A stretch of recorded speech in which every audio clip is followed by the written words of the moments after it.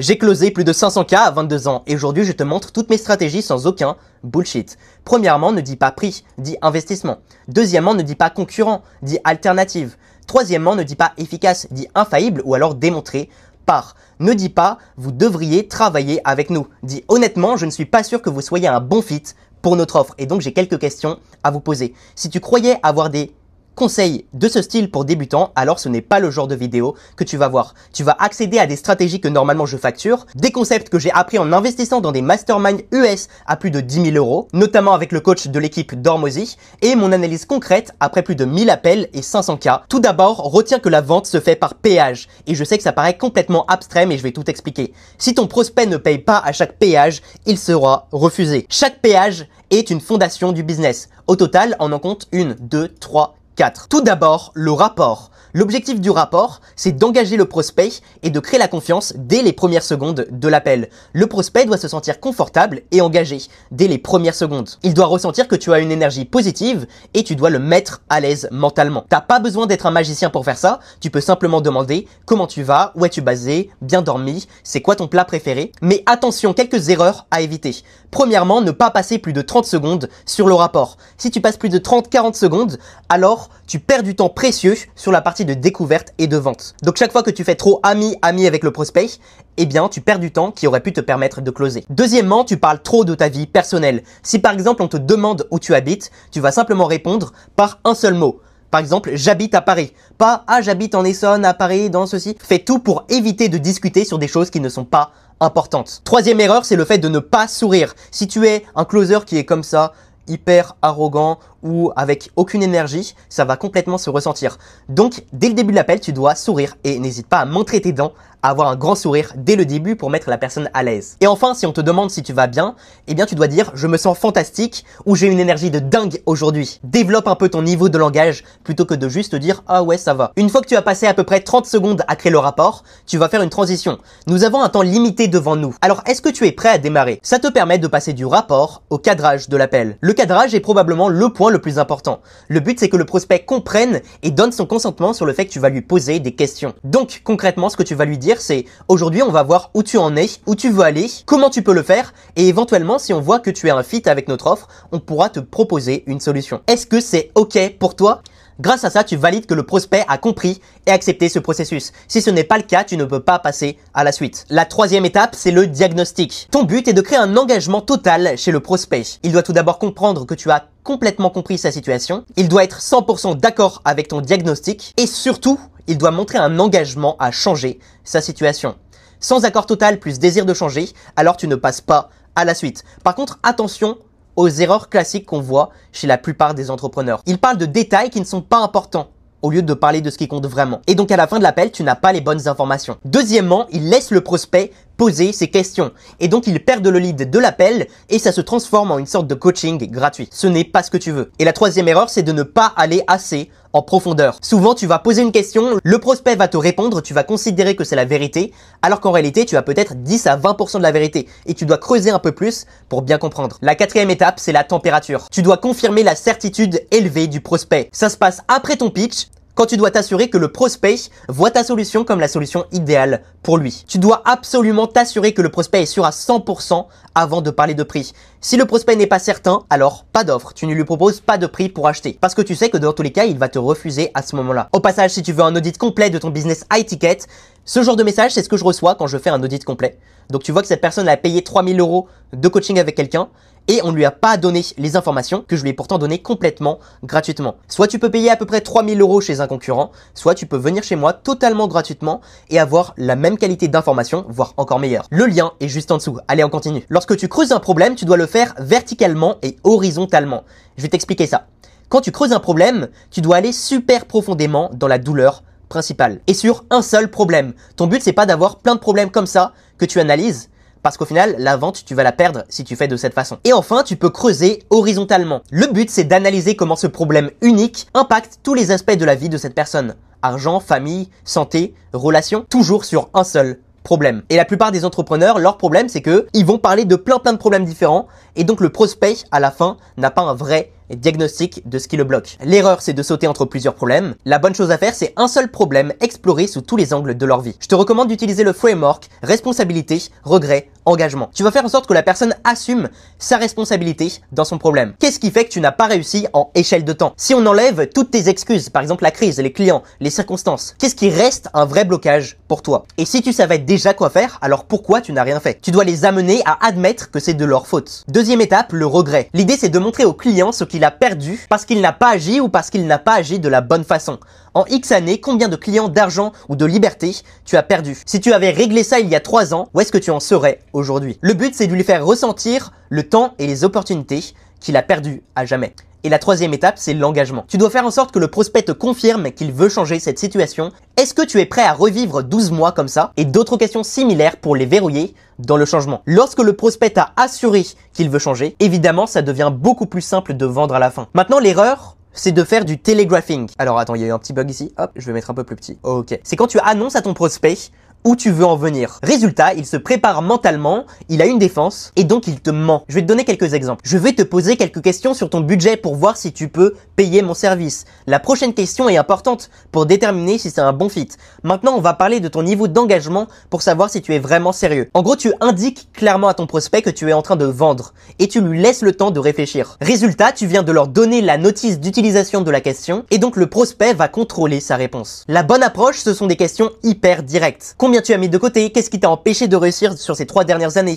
Qu'est-ce qui est différent cette fois-ci? Finalement, l'objectif va être le même. C'est juste que tu ne vas pas préciser ce que tu es en train de faire. Ici, c'est brut, direct, sans préambule, et donc le prospect n'a pas le temps de maquiller sa réponse. Maintenant, pourquoi c'est dangereux de télégraphier? On l'a vu, tu actives leur défense, tu tues la spontanéité, tu crées de la résistance. Pourquoi il me demande ça? Il essaye de me manipuler ou même je dois contrôler mes mots. Tu récoltes du fake au lieu d'avoir la vérité, le prospect commence à te mentir. Donc voici ce que tu dois faire. Tu dois poser des questions directes, aller droit au but, utiliser des transitions naturelles, rester curieux, pas calculateur, maîtriser le timing et poser des questions plutôt de défi que des questions de raison.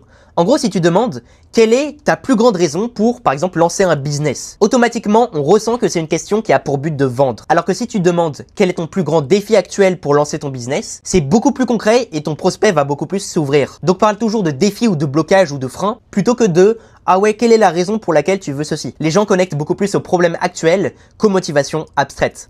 Maintenant, je vais te montrer concrètement 3 règles d'ouverture. La première, c'est la règle des 90 secondes. Tu dois arriver à la douleur en 90 secondes à 3 minutes max. Donc tu vas passer 30 à 40 secondes à faire le rapport et une fois que le prospect est engagé et commence à te faire confiance, tu vas directement lui demander quel est ton plus gros défi actuel et commencer à creuser profond sur ce problème unique. Littéralement, après 90 secondes, normalement, tu as déjà le plus gros problème de la personne. Deuxièmement, tu dois être ultra spécifique. C'est bien beau de poser des questions de défi, de challenge, de blocage, mais si tu poses des questions du style « Quel est votre plus grand défi en ce moment sur votre entreprise ?» Évidemment que ça ne va pas marcher.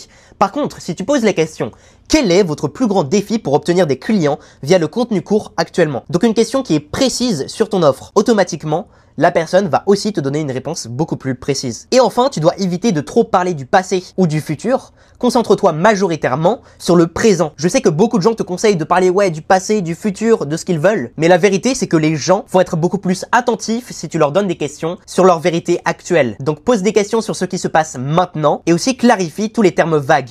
N'accepte pas les réponses générales du style « pas mal » ou « ça pourrait être mieux ». Tu dois avoir une précision absolue dans ta compréhension du prospect. Maintenant, je vais t'expliquer concrètement comment pré-vendre avant l'appel, que faire pendant l'appel, comment collecter des données du client, comment closer, terminer la vente à la fin du call et que faire après le call selon ce qui s'est passé. Pour pré-vendre le prospect, tu dois avoir 3 étapes. Premièrement, un vocal ou une vidéo personnalisée que tu envoies sur WhatsApp avec leur prénom. Deuxièmement, tu offres de la valeur dans tes emails de confirmation. Si tu n'offres pas de valeur, les gens vont arriver en appel avec beaucoup moins de confiance en ton offre. Et enfin, tu dois avoir un personal branding d'expert. Et on va voir maintenant comment en créer un. L'idée, c'est de créer des barrières que tes concurrents ne peuvent pas copier. Premièrement, barrière temporelle et intellectuelle. Barrière temporelle, c'est le fait d'investir beaucoup de temps dans des contenus que la plupart de tes concurrents ne feront jamais. Par exemple, passer une semaine ou un mois à documenter un processus et simplement créer du contenu que la plupart de tes concurrents ont la flemme de faire. Deuxièmement, les barrières intellectuelles. Tu dois proposer des contenus avec des réflexions que tout le monde ne peut pas avoir. Tu dois faire des vidéos d'analyse approfondie comme ce que je suis en train de faire actuellement et créer des connexions uniques entre différents concepts. Tu as aussi les barrières autoritaires, audacieuses et relationnelles. Une barrière autoritaire, c'est le fait de montrer que tu as eu des résultats concret, globalement la preuve sociale. Les barrières audacieuses, c'est le fait de faire des actions que la plupart des gens n'osent pas faire, donc des approches controversées assumées, ou même de faire des contenus que peu de gens osent faire, comme les micro-trottoirs. La barrière relationnelle, c'est le fait de pouvoir créer une proximité inégalée avec vos potentiels clients. Ton but est de créer un lien émotionnel fort et de devenir le choix par défaut de tes clients. On peut également citer la barrière technique et la barrière financière, mais ce ne sont pas les plus importantes. Et surtout, elles demandent souvent beaucoup d'investissement. Toujours avant l'appel, voici les principes fondamentaux que tu dois constamment appliquer. Premièrement, une curiosité sincère avec le prospect sans jamais le juger. Deuxièmement, toujours être hyper relaxé. Parler doucement, faire des pauses, faire des gestes lents. Si le prospect ressent que tu es un peu stressé quand il te pose une question, il ne va pas te faire confiance. Donc garde tout le temps la même énergie. C'est l'un des trucs les plus sous-cotés. Ce qui fait vendre, c'est quand tu as une énergie constante du début à la fin de l'appel. Tu dois être un détective, c'est-à-dire poser énormément de questions profondes, ne pas te contenter d'aller en surface, trouver la douleur et garder les prospects dedans, avoir une confiance absolue en ton offre et toujours rester le leader qui pose les questions. Tu dois d'abord être avant de pouvoir faire et faire avant d'avoir. Et donc tes résultats en closing dépendent notamment de ton identité intérieure. Maintenant, voici ce que tu dois faire concrètement juste avant chaque appel. Tu vas te créer une checklist papier à lire avant chaque appel. Alors avec des conseils que tu vas personnaliser pour toi-même. Je t'ai mis deux exemples ici. Comme je te l'ai dit, je suis dans des masterminds US, donc c'est en anglais. Mais par exemple, lui, il a mis « Je dois être cool et charismatique. Je dois être curieux et faire attention aux prospects. J'ai un leadership professionnel. L'argent est abondant. » Bref, c'est un peu des phrases de manifestation, le numéro 1 de mon domaine. Si je pose plus de questions, j'apprends plus. Je dois être la lumière. Bref, t'as compris l'idée. Tu te prends une feuille de papier. Là, maintenant, tu commences à écrire au moins 5 points que tu dois appliquer avant chaque appel. Et même moi, je me suis fait exactement la même chose. Alors, les points que je me suis écrits, c'est conviction absolue sur ma mission, zéro distraction, zéro peur, zéro doute. Je suis dans un état de flow constant, mon débit de parole est lent, mon énergie est douce, donc bienveillante mais puissante. Je suis détaché car je détiens la clé qu'ils ne trouveront nulle part ailleurs. Mais je deviens recruteur face à un problème. Je pose des questions stars sur leur situation, les tâches qu'ils font, les actions qu'ils mettent en place et leurs résultats. Et enfin, je me concentre profondément sur l'identité et la douleur de mes prospects, ok? Donc tu fais une checklist. Ce sera pas forcément la même pour toi, simplement à partir de ce que toi tu dois améliorer. Avant chaque appel, je te recommande du coup de lire à chaque fois cette checklist et également de faire la technique de Superman. En gros, c'est une technique qui te permet, selon Harvard, d'avoir une énergie positive hyper rapidement. Gonfler ton torse et avoir un grand sourire pendant 10 secondes, comme c'est écrit. Et je te jure que ça marche. Après avoir fait ça, tu te sens réellement plus énergique et tu te sens bien en fait. C'est incroyable. Tu dois également avoir un stylo et du papier toujours prêt à noter et analyser le prospect avant l'appel, donc étudier leur situation, leur profil, etc. La mentalité à retenir, c'est ce que tu fais avant l'appel a autant d'importance que ce que tu fais pendant l'appel. C'est pourquoi tu dois toujours te préparer 5 minutes avant un appel. Lors de l'appel, tu dois toujours passer par les 4 étapes qu'on a vues plus tôt, le rapport, le cadrage, le diagnostic et la température. Tu dois établir la sécurité émotionnelle directement. La personne ne doit pas te voir comme un vendeur. Tu dois consacrer 80% de l'appel au problème du prospect. Tu dois t'intéresser sincèrement à ce que la personne fait, à ses objectifs, à ses douleurs, parce que plus tu t'intéresses sincèrement à ton prospect, plus tu as de chances que cette personne te fasse confiance. Vers la fin de l'appel, tu dois présenter le coût de l'inaction, mettre en avant ce que ça coûte de ne pas agir, et tu dois anticiper les 3 familles d'objections: timing, argent, décisionnaire. Donc timing, est-ce que c'est le bon moment? Argent, est-ce que l'argent, c'est pas un problème au niveau du budget? Et décisionnaire, est-ce que la personne est celle qui va prendre la décision? Je te recommande également d'utiliser l'effet Pygmalion, qui est le fait de donner une étiquette positive à ton prospect. Lui dire, ok, j'étais sûr que tu étais une personne qui aimait passer à l'action et qui allait droit au but. Et qu'est-ce qui se passe à ce moment-là? La personne va automatiquement commencer à devenir une personne qui passe à l'action, va droit au but. Et donc passe à l'action, elle a beaucoup plus de chances de prendre ton service. Tu dois aussi savoir dire non au prospect, montrer ton expertise en corrigeant ce que la personne t'a dit et qui est incorrect selon toi. Tu dois parler 10 à 20% plus lentement qu'à ton habitude. Et dans le cas où tu vends 2 appels, annonce dès le début de l'appel 1 que tu ne vas pas vendre pendant cet appel. Comme ça, la personne n'a aucune pression. Maintenant, au niveau de l'étape de collecte de données. Car la vérité, quand tu essayes de vendre, c'est qu'en réalité, tu essayes surtout de collecter des données concrètes sur la vie actuelle de la personne. Donc premièrement, pose minimum 5 questions par sujet. L'erreur qu'on a vue tout à l'heure, c'est que la plupart des gens, ils vont poser une question, ils vont se dire « Ah bah c'est bon, j'ai l'information ». Non, tu as 10% de l'information. Maintenant, il faut encore poser 5 questions pour avoir une information plus complète. Et on dit en anglais « Picture the life of the prospect ». Donc, avoir une image mentale hyper claire de la vie du prospect. S'ils ont testé d'autres méthodes avant la tienne et que ça n'a pas marché ou pas très bien, alors demande les red flags qu'ils ont vus. Comme ça, tu peux automatiquement montrer que non, moi, j'ai pas les mêmes red flags que eux ont. Tu dois réutiliser leurs propres mots pour leur faire développer. Tu dois toujours creuser plus profond quand tu sens une demi-vérité. Les 3 principales choses que tu dois creuser, ça va être le pourquoi maintenant, la douleur et les défis. Et aussi comprendre pourquoi ils n'ont pas agi avant. Parce qu'ils ont sûrement vu énormément d'offres de ce style, ou même peut-être qu'ils ont déjà vu ton offre des dizaines de fois passer sans jamais passer à l'action. Alors pourquoi maintenant est le bon moment? Maintenant, sur la partie de closing, la fin du call, le moment où tu vends concrètement. Tu dois les amener à te dire « Je ne vais pas passer un jour de plus comme ça ». Tu dois avoir abordé les finances avant de pitcher. Comprendre exactement dans quelle situation la personne est actuellement financièrement. Tu dois vendre le mécanisme et ce que tu ne fais pas. Par exemple, lorsque je présente mon offre, je vais toujours dire « Tu as sûrement vu beaucoup de programmes pour augmenter tes ventes ou scaler ton business. Eh bien, ce n'est pas ce que je propose. » Ça t'évite de dire « Ah oui, je propose juste du coaching de groupe et du coaching one-to-one. » Non, tu vends ton mécanisme et ce que tu ne fais absolument pas, tu te démarques ainsi de la concurrence. Ensuite, tu quantifies l'écart entre où ils sont et où ils veulent être. De préférence, tu poses une question avant de pitcher ton offre. Souvent une question qui va commencer par « je suppose que » et quand la personne te répond, eh bien tu vas dire exactement. Et c'est pour ça que, en fait, tu vends de façon interactive pour ne pas simplement faire un pitch et la personne, elle t'écoute 3 minutes parler. Toujours considérer la vente comme acquise si le prospect réagit positivement.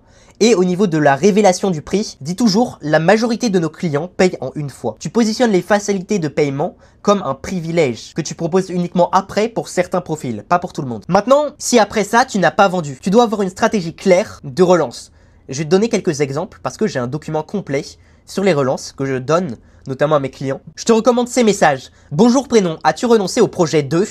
Bonjour prénom, as-tu avancé dans ton processus de décision? Sauf retour contraire, je clôturerai ton dossier d'ici une semaine. Tu peux aussi faire des messages un peu plus amusants et un peu plus friendly. En gros, c'est soit rareté ou urgence, le fait de dire ok, on ferme bientôt, si tu prends pas de décision, bah au revoir. Soit être hyper friendly, être en mode salut, je fais un petit tour dans les gens cool avec qui j'avais discuté. Également, ce que je t'invite à faire, c'est lorsqu'il y a un événement comme Noël, le Nouvel An, un anniversaire, l'été ou les vacances ou même la rentrée, tu vas toujours envoyer un message à cette occasion à littéralement tous tes prospects. Bonjour prénom, j'espère que ta rentrée démarre bien, que tes vacances se sont bien passées. Même si tu ne vends pas avec ça, au moins ça fait que la personne se dit « Waouh, il a pensé à moi !» Trop cool. Si la vente est probable mais pas encore closée, alors tu proposes un second rendez-vous dans les 72 heures après le premier appel. Pourquoi uniquement 72 heures? Parce que les gens, ils achètent par les émotions. Si tu attends 1 semaine, 2 semaines, 3 semaines, la personne, elle n'aura plus les mêmes émotions positives. Et donc, elle ne va pas l'acheter. Alors que si c'est quelques jours après maximum, ça passe, elle a toujours les mêmes émotions en tête. Et donc, lorsque tu refais un call, elle se souvient des émotions et elle a envie à nouveau de passer à l'action. Et enfin, si la vente est réussie, tu dois avoir un process d'onboarding optimisé, où elle peut simplement répondre à des questions sur concrètement sa situation actuelle. Un audit IA extrêmement complet à partir de ça. En tout cas, hop, sachant que là, j'ai mis des trucs un peu aléatoires. Ensuite, la personne, elle doit cliquer sur rejoindre le school. Elle doit envoyer un message WhatsApp. Automatiquement, elle accède à l'étape suivante à partir de ce moment-là. À partir de ça, elle doit dupliquer des documents et faire des actions précises. Et tu vois que là, elle doit compléter au moins 2 documents avant de pouvoir réserver son premier call. En gros, ça m'assure que les gens prennent le temps de faire les actions les plus importantes avant même d'avoir fait le premier appel avec moi. Parce qu'il y a des actions que je ne devrais pas vous conseiller de faire qui sont déjà écrites dans un document. Vous avez juste à les faire et à copier-coller limite. Bon, en tout cas, je mets en place ce genre d'onboarding pour mes clients. Et maintenant, la dernière chose qu'on va voir dans cette vidéo, c'est comment multiplier par 3 tes prix sans perdre aucune vente. Premièrement, tu dois te comparer avec d'autres offres avant de donner le prix. L'idée, c'est de dire, plus ou moins subtilement, que la plupart de tes concurrents, ils vont être à 10 000 euros, 20 000 euros. Et donc, la personne va s'attendre à une offre à 20 000 euros. Et quand tu lui dis 5 000 euros, bah évidemment, la personne se dit, ah ouais, c'est pas si cher finalement. Je m'attendais à plus. Je m'attendais à genre 8K, par exemple. Deuxièmement, plus c'est difficile à obtenir, plus ça vaut cher dans leur tête. Donc, tu dois créer des barrières psychologiques. Ça peut être l'éligibilité. On sélectionne sélectionne les clients après un entretien. Ça peut être le timing. Ma prochaine ouverture est uniquement en septembre. Ça peut être le volume. Je ne prends que 15 clients. Ça peut être les prérequis. Tu dois faire minimum 5 000 € par mois. Ça doit être la compatibilité. On travaille qu'avec des profils alignés avec notre méthode. Ça peut être une condition ferme. C'est sans négociation. Ce programme n'est pas ceci, cela. Troisièmement, tu ne dois pas vendre un coût. Tu dois vendre un investissement avec un retour sur investissement calculé. Donc, écoute prénom. Si mon système t'aide à passer de 20 000 à 50 000 € par mois, ça ferait 30K de revenus additionnels par mois. Donc, sur 6 mois, c'est 180 000 €, ce qui représente à peine 4% du prix que j'ai mis. Et enfin, tu peux montrer que toi aussi, tu prends des risques. Exemple, je mets ma réputation en jeu. Si tu n'es pas satisfait, je m'engage à t'accompagner chaque semaine en one-to-one jusqu'à ce que tu atteignes tes objectifs. Si tu veux accéder au résumé complet de cette vidéo, j'ai mis tout ça sur mon school qui est totalement gratuit. Et si tu veux des résultats comme celui de Clémence, qui en une seule vidéo et sur un nouveau compte a obtenu plus de 5 rendez-vous et a fait plus de 2 ventes à 4 000 €, prends littéralement 20 secondes pour réserver un rendez-vous directement. C'est encore moi qui prends les calls, donc tu te retrouveras directement face à moi pour que je te fasse un diagnostic complet.